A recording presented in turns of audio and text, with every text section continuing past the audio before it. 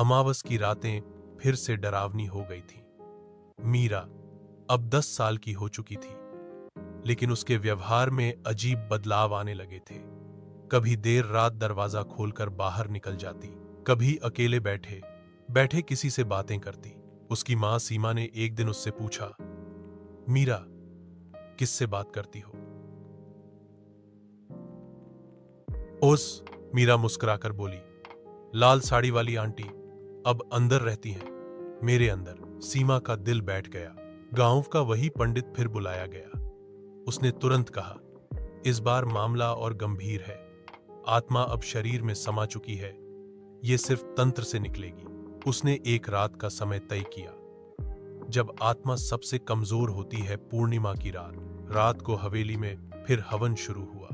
मीरा जोर जोर से चीखने लगी। उसकी आवाज अचानक बदल गई, भारी और डरावनी। मैं लौट आई हूं, ये शरीर अब मेरा है।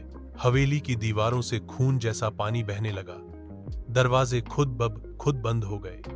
तभी पंडित ने अपने आखिरी मंत्र पढ़े, कालदूताय नमः।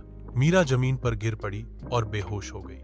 कमरे में अचानक सब शांत हो गया। लगता था जैसे हवा भी थम गई हो। सुबह हुई। मीरा की आंख खुली। उसकी मासूम आंखें फिर से लौट आई थीं। उसने कहा, मां, वो आंटी अब बहुत दूर चली गई हैं। पंडित ने बताया, चुड़ैल की आत्मा को अब हमेशा के लिए बांध दिया गया है।